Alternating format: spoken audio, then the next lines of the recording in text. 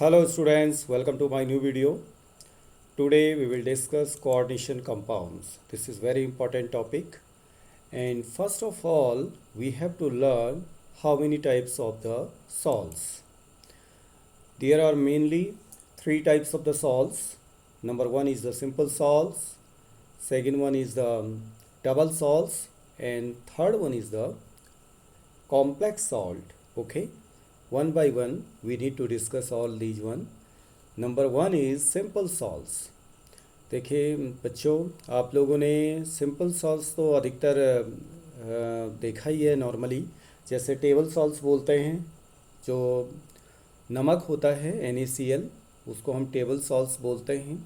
एक बहुत ही common salts है, तो उसमें वन एनाइन होता है, वन क्या होता है, कैटाइन होता है। ओके, सिंपल सॉल्ट्स को केवल हमने इस तरीके से समझना है कि उसमें एक कैटाइन होगा और एक क्या होगा, एनाइन होगा। That is the normal salts. Okay, without confusing anything. अब सबसे सिंपलेस्ट वे है NaCl को समझना। देखिए NaCl है, NaCl को केवल आप एक तरीके से समझ सकते हैं कि उसमें एक पॉजिटिव चार्ज्ड कैटाइन है और एक नेगेटिवली चार्ज्ड एनाइन है। Okay, positively charged Na positive और एक निगेटिवली चार्ज उसमें Cl माइनस है। ओके, तो ये एक सिंपल सॉल्ट्स के अंदर आएगा। क्लियर? जैसे NaCl को अगर आप वाटर में डिज़ोल्व करते हैं, तो जब वाटर में डिज़ोल्व करेंगे तो वो जो है दो तरह के आयंस में जो है अपने को डिसोसिएट करेगा। उसमें से एक होगा कैटाइन और एक होगा एनाइन। ओके, तो जब वन टाइप ऑफ कैटाइन और वन टाइप ऑफ एनाइन बनता है तो उसको बोलते हैं सिंपल सॉल्ट। अगर किसी भी सॉल्ट से एक ही टाइप के कैटाइन और एक ही टाइप के एनाइन बन रहे हों, वो ज़्यादा हो सकते हैं। जैसे इन केस ऑफ K2SO4 में आप देखिए 2K पॉजिटिव है। K पॉजिटिव कितने हैं? 2। Okay, SO4 2 negative 1। ओके, तो इट मीन्स एक ही टाइप के होने चाहिए। दे में भी वेरी, दे उनके नंबर्स वेरी हो सकते हैं कि वो 2 हैं, 3 हैं, 4 हैं, 5 हैं, ये हो सकते हैं, लेकिन होना क्या चाहिए, वो एक ही टाइप का होना चाहिए। ओके, क्वालिटी एक होगी, क्वांटिटी वो कितनी ही भी हो सकती है। तो उसको तो हम सिंपल सॉल्ट्स के अंदर रखेंगे। सपोज दैट CaNO3 ट्वाइस है, कैल्शियम नाइट्रेट एक सॉल्ट है, तो इसको जब आप ब्रेक करते हैं तो एक तो बन गया आपका Ca2 पॉजिटिव और 2 बन गए आपके नाइट्रेट 2NO3 नेगेटिव है। ओके, तो ये हैं आपके simple salts. They can dissociate into its ions and ions are 1 1।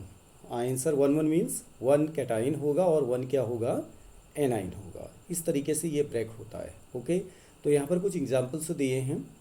NaCl, KCl, K2SO4, NaNO3, CaNO3 twice, KClO3, KClO4 extra. तो इनमें सभी में आप देख रहे हैं वन टाइप के कैटाइन है। देखिए Na positive, K positive, K positive, Na positive, Ca2 positive, K positive, K positive. और वन टाइप के एनाइन भी हैं, जैसे Cl negative, Cl negative, SO4 2 negative. देखिए SO4 2 नेगेटिव, चार्ज 2 नेगेटिव है लेकिन है वो एक ही टाइप का SO4। NO3 negative, NO3 negative twice हैं तो 2NO3 नेगेटिव। KClO3 में तो ClO3 negative, ClO4 negative. Okay, तो ये तो होगा आपका सिंपल सॉल्ट के अंदर। Now what is double salt? अब देखेंगे डबल सॉल्ट में, एज द नेम स्टेटेड। देखिए double salt, what is the meaning of double? Means दो। दो है तो दो तरह के, एक से ज़्यादा, जो इसके डेफिनेशन बनाई गई है वो एक से more than one type of cation या more than one type of anion उसमें हो सकते हैं। ओके, जैसे कि दो अलग अलग तरह के कैटाइन उसमें मिल जाएंगे, उनके नंबर कितने हैं डजंट मैटर, वो कितने भी हो सकते, 1 1 भी हो सकता है, एक 1 होगा तो दूसरा 3 भी हो सकते हैं, दूसरा 2 भी हो सकता है। नंबर को लेकर के यहाँ पर नहीं है, यहाँ पर किसको लेकर के हैं, मोर than one type of cation और एनाइन। या तो कैटाइन ही एक से ज़्यादा टाइप के हैं तो भी वो डबल सॉल्ट के अंदर आएगा, या एनाइन ही एक से ज़्यादा हैं तो एक से ज़्यादा टाइप के हैं। ओके, टाइप की बात हो रही है, नंबर की नहीं, तो वो भी डबल सॉल्ट के अंदर आएगा। तो a double salt is a mixture of two salts which on dissolution in water gives two types of the metal ions. Metal ions means जैसे उसमें Na पॉजिटिव हैं, K पॉजिटिव हैं, या Ca2 पॉजिटिव हैं, या आयरन का है तो Fe2 पॉजिटिव या Fe3 पॉजिटिव में से, या फेरस या फेरिक में से कुछ भी हो सकता है। Okay, double salts consist of more than one A9 and cation. अब एग्जाम्पल से आपको क्लियर हो जाएगा। देखिए एग्जाम्पल में जैसे पोटास एलम, आपने नाम सुना है पोटास एलम। फार्मूला देखिए, पोटास मीन्स के की बात हो रही है, K2SO4 into Al2SO4 whole thrice into 24H2। तो ये फार्मूला भी आप लोगों को, जो कॉमन कंपाउंड होते हैं उनके फार्मूले आपको बिल्कुल क्लियर रहने चाहिए, क्योंकि अगर being a student of chemistry, अगर आप कुछ सिंपल कंपाउंड्स के भी अगर फार्मूले आपको नहीं लर्न हैं तो ये अच्छी बात नहीं मानी जाएगी। तो आप ये जब बार बार अगर किसी टॉपिक पे काम करते हैं तो ये अपने आप ही लर्न हो जाते हैं, ऐसा नहीं है कि आपको मेमोराइज करने की ज़रूरत है। ओके, जैसे मोहर सॉल्ट्स है, मोहर सॉल्ट्स में कोई बहुत बड़ा प्रॉब्लम नहीं है। देखिए आयरन आ जाएगा, जैसे ऊपर पोटास एलम में क्या था, पोटास के था, तो यहाँ पर आयरन आ जाएगा। ओके, और एल्यूमिनियम की जगह पर NH4 आ जाएगा, तो थोड़ा सा डिफरेंस है। देखिए FeSO4 into NH4 twice SO4 into 6H2, ये मोहर सॉल्ट्स का फार्मूला है। फेरिक एलम, जैसे एक पोटास एलम है तो पोटास एलम में के आएगा, तो फेरिक में एज द नेम स्टेटेड उसमें क्या होगा, Fe होगा। ठीक है ना, तो देखिए K2SO4 into Fe2SO4 whole thrice into 24H2। उसी तरह से chrome alum, chrome means chromium से रिलेटेड है, तो it means K2SO4 into Cr2SO4 thrice into 24H2। तो ये सभी डबल सॉल्ट के अंदर है। अब डबल सॉल्ट के अंदर है तो मैं एक एग्जांपल देके आपको क्लियर कर देता हूँ, ठीक है ना, उसी से आपको चीज़ों को समझना, बाकी उसी का रिपीटिशन रहेगा। जैसे यहाँ पर हमारा पोटास एलम दिया हुआ, देखिए K2SO4 into Al2SO4 whole thrice into 24H2। Okay, जब आप इसको वाटर में डिज़ोल्व करते हैं तो ये अपने आयंस में जब डिसोसिएट होगा तो क्या क्या देगा, देखिए K2SO4 है तो 2K पॉजिटिव होगा और SO4 2 नेगेटिव बनेगा, ठीक हो गया ना। और Al2SO4 थ्राइस है तो Al है 2 ट्वाइस Al 3 पॉजिटिव बनेगा और SO4 3 बनेंगे। तो यहाँ पर जो SO4 1, K2SO4 से एक SO4 आया और Al2SO4 थ्राइस से 3 SO4 आए, तो तीनों चारों को क्या कर दिया हमने, क्लब कर दिया एक साथ, तो वो तो 4 SO4 2 नेगेटिव हो गया। लेकिन इसमें आप देख रहे हैं इस कंपाउंड में, अगर पोटासियम की हम बात करें तो इसमें कैटाइन जो है मोर देन वन टाइप के, मोर देन वन टाइप। एक कैटाइन है आपका K पॉजिटिव और दूसरा कैटाइन क्या है, Al3 positive. It means because of the presence of two different type of the cation, this one is a double salt. Okay, और जो डबल सॉल्ट होगा, जैसे आपने सिंपल सॉल्ट में बात किया था कि जो सिंपल सॉल्ट होगा वो अपने आयंस में कंप्लीटली क्या हो जाएगा, डिसोसिएट हो जाएगा। ओके, जो जिससे वो सिंपल सॉल्ट्स बना हुआ है वो पूरे के पूरे क्या हो जाते हैं, अलग अलग हो जाते हैं। उसी तरह से डबल सॉल्ट्स में भी क्या होता है कि जो भी जिससे भी वो बना हुआ है, जिस एटम्स से वो बना हुआ है, वो सभी डिज़ोल्व होने के बाद अलग अलग हो जाते हैं, वो अपनी इंडिविजुअल प्रॉपर्टी शो करने लगते हैं। जैसे K2SO4 है, K और SO4 है उसमें, तो डिसोसिएट होने के बाद K अलग हो जाएगा, SO4 2 नेगेटिव अलग हो जाएगा। इट मीन्स वो पोटेशियम आयन की प्रॉपर्टी शो करने लगेगा और SO4 2 नेगेटिव सल्फेट आयन की प्रॉपर्टी शो करेगा। सेम Al2SO4 थ्राइस भी ब्रेक होकर के किस पे चेंज हुआ है, Al3 पॉजिटिव। इट मीन्स वो एल्युमिनियम आयन की प्रॉपर्टी शो करेगा और SO4 2 नेगेटिव जो है सल्फेट आयन की प्रॉपर्टी शो करेगा। वाटर तो अपने आप में सॉल्वेंट है ही 24H2, क्योंकि वाटर में ही उसको डिज़ोल्व किया है, तो वाटर तो सॉल्वेंट में ही चला जाएगा। ओके, हम यहाँ पर आयंस की बात कर रहे हैं। तो double salts means more than one type of cation और एनाइन। एनाइन भी हो सकते हैं कहीं पर, बट यहाँ पे एनाइन नहीं है, यहाँ पर क्या है आपके K और Al है, टू डिफरेंट टाइप के क्या हो गए आपके कैटाइंस हो गए, that's why this one is double salts. Okay, इसी तरह से अब बात आती है complex salt. Okay, now as the name stated complex, it means यहाँ पर क्या होता होगा, कोई कॉम्प्लेक्स आयन बनता होगा, ठीक है ना, कॉम्प्लेक्स मॉइटी उस पर प्रेजेंट होगी, that's why name stated as complex salt. Okay, A complex salt is a salt which contains a complex ion or a complex neutral molecule in which there is a central metal ion surrounded by a number of neutral molecules or negative ions.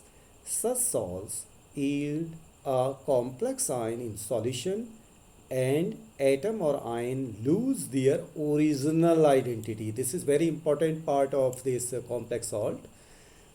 Actually जो ion होंगे, जो atom पहले से present है हमारे compound में, वो अपनी ओरिजिनलिटी खो देंगे। यहाँ पर जब डिसोसिएट होंगे तो अपने एटम जो ओरिजिनल फॉर्म में थे वो अपनी कोई भी प्रॉपर्टी बाद में शो नहीं करेंगे। जबकि पहले वाले में क्या हो रहा था, जो एटम या आयन उससे प्रेजेंट थे वो अपनी ओरिजिनल आइडेंटिटी को डिसॉल्व करने के बाद मेंटेन किए हुए थे।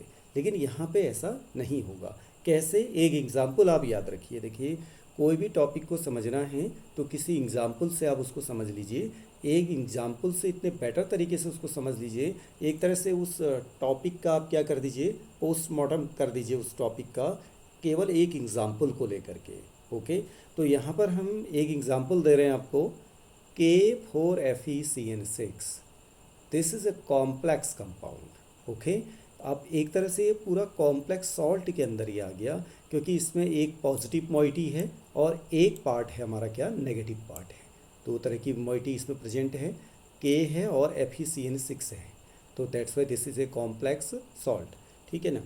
तो नाउ व्हेन डिसोसिएट दिस, तो ये जब डिसोसिएट होगा किसी पोलर सॉल्वेंट में, नॉर्मली हम यहाँ पर पोलर सॉल्वेंट वाटर ही लेते हैं।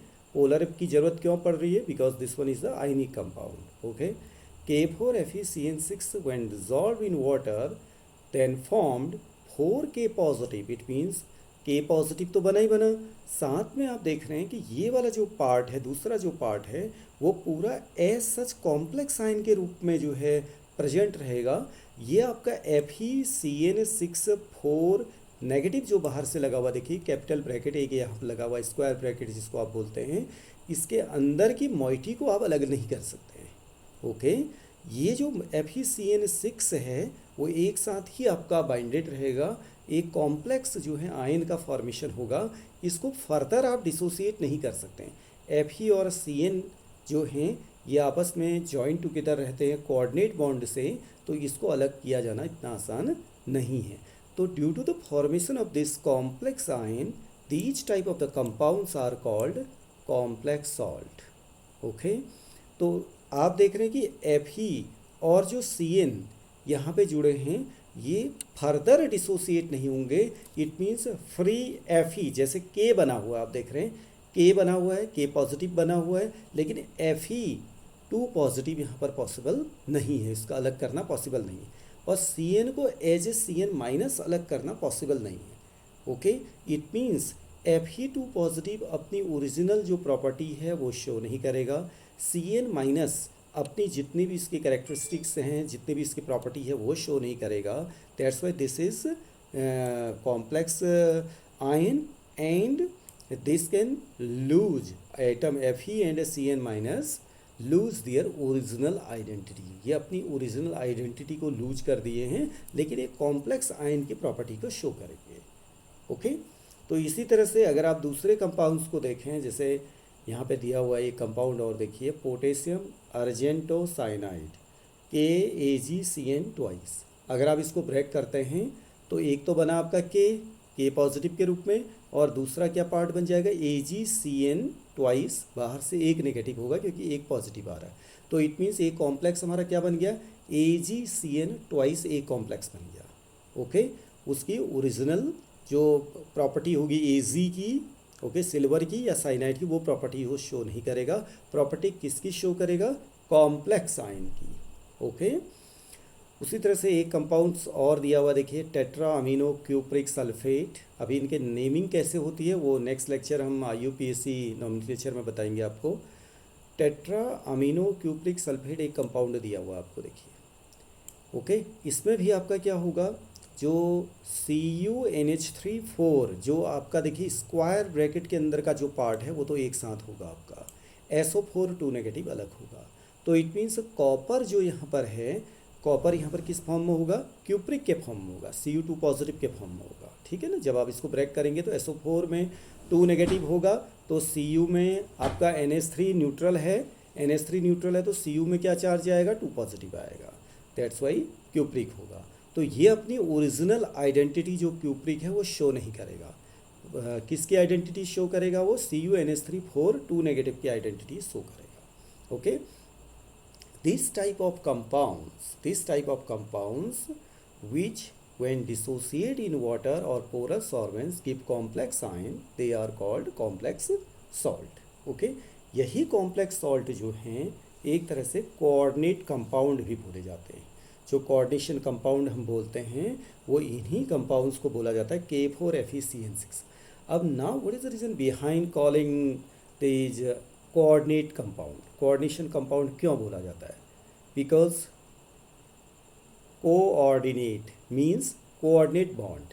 तो कोऑर्डिनेट बॉन्ड किस किस के बीच में होता है आपका, जो बीच में आप देख रहे हैं, अब सेंट्रल मेटल आयन अभी किसको बोलते हैं वो देखते हैं नेक्स्ट स्लाइड में आपको मैं बताता हूँ। देखिए, coordination compounds, a coordination compound sometimes called a coordination complex contains a central metal atom or ion. Central metal atom ion or ion किसको बोला जाता है, देखिए यहाँ पर पूरा बना हुआ है, या आप इस पिक्चर से पूरा देख सकते हैं कि किसको क्या बोला जाता है। अभी मैं इसको डिटेल में और लेता हूँ। देखिए, or ion surrounded by a number of oppositely charged ions or neutral molecules possessing lone pair of electrons which are known as ligands। अब इसको पूरा मैं बताता हूँ। देखिए, K4FeCN6 ये मॉलिक्यूल जो है कोऑर्डिनेशन केमिस्ट्री में जो बहुत सारे अलग अलग फैक्टर्स हैं, अलग अलग उसके जो नेमिंग्स होती हैं, या IUPAC नेमिंग है, या लिगेंड्स के बारे में, या सेंट्रल मेटल एटम के बारे में, या कोऑर्डिनेशन नंबर के बारे में समझने के लिए आप K4FeCN6 मॉलिक्यूल को आप याद रखिए। मैं तो अधिकतर इसी मॉलिक्यूल को के बेस में ही सब कुछ समझाता हूँ कोऑर्डिनेशन केमिस्ट्री को। तो इसमें जो K4 है और FeCN6 जो पार्ट है, दोनों को आपको समझना। देखिए, जो कैपिटल यानी कि स्क्वायर ब्रैकेट जिसको अगर हम कहें, या कैपिटल ब्रैकेट कहें या स्क्वायर ब्रैकेट कहें, स्क्वायर ब्रैकेट वाले जो जितनी भी आइडेंटिटी रहेगी, एंटिटी जो है आपकी, ये तो पूरी बोली जाती है कोऑर्डिनेशन स्फेयर बोली जाती है, या कोऑर्डिनेशन एंटिटी बोलते हैं इसको, जो स्क्वायर ब्रैकेट के अंदर। ओके, स्क्वायर ब्रैकेट के अंदर जो मेटल है, देखिए सेंट्रल मेटल एटम, उसमें जो जुड़ा उसको सेंट्रल मेटल एटम बोलते हैं। उससे जो भी जुड़ा है मोस्टली उससे क्या जुड़े होंगे, एक तो नेगेटिव मॉइटी जुड़ी होगी जिसको कि नेगेटिव लिगेंड बोलते हैं, या कहीं पे न्यूट्रल भी होगा, लेकिन बहुत रेयर केसेस में पॉजिटिव हो सकता है, बहुत रेयर केसेस में। ओके, मोस्टली क्या होंगे, वो नेगेटिवली चार्ज होंगे, but sometime they can be positive charge also, but very rarely they can be positive charge. Okay, तो यहाँ पर जैसे Cn है वो है आपका लिगेंड, जो भी लिगेंड होगा उसका जो नंबर होगा, जितने भी नंबर हैं, that is called the coordination number.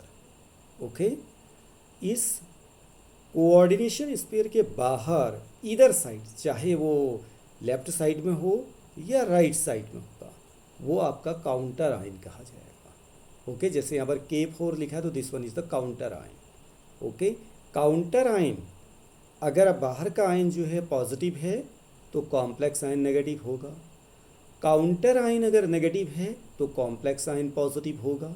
Okay, ये चीज़ आपको देखनी है। देखिए, और दूसरा बहुत इजी गोइंग है, आपको बहुत ज़्यादा कन्फ्यूज़न नहीं करना है। केमिस्ट्री की कुछ टर्मिनोलॉजी हैं, कुछ रूल्स हैं, उसको समझना है। अगर आप आसानी से उसको समझते हैं तो पॉजिटिव किस में होगा, नेगेटिव किस में होगा, ये तो कोई बात ही नहीं है। IUPAC ने बोला ही है, पहले किसको लिखा जाता है पॉजिटिव पार्ट को, बाद में किसको लिखा जाता है नेगेटिव पार्ट को। ओके, जैसे K4 पहले लिखा है तो ये पॉजिटिव पार्ट होगा और ये नेगेटिव पार्ट होगा। और कहीं पे कॉम्प्लेक्स के बाद सपोज करें बाहर से लगा दिया SO4 तो वो नेगेटिव होगा और कॉम्प्लेक्स क्या हो जाएगा, पॉजिटिव होगा। इससे पहले हमने वो एग्जाम्पल देखी भी, समझ में आया ना। तो कोऑर्डिनेशन कंपाउंड को आपको इस तरीके से समझना है। ये तो हमने केवल सिंपल एक जनरल इन्फॉर्मेशन मैंने दी है आपको कि कोऑर्डिनेशन कंपाउंड्स में आपको कन्फ्यूज़न बिल्कुल भी नहीं करना है। क्लियर हो गया ना? अभी इसका पूरा डिटेल हम आप आगे समझेंगे अभी। जैसे एक मैं SO4 2 नेगेटिव वाला एक एग्जांपल आपके सामने रख रहा हूँ, देखिएगा इसके पहले जो दिया हुआ था, देखिए CuNH3 4SO4 दिया हुआ, देखिए CuNH3 4, फिर बाहर से स्क्वायर ब्रैकेट के बाहर क्या दिया हुआ है, SO4। इट मीन्स SO4 होगा नेगेटिव में और कॉम्प्लेक्स वाला किस में होगा, पॉजिटिव में।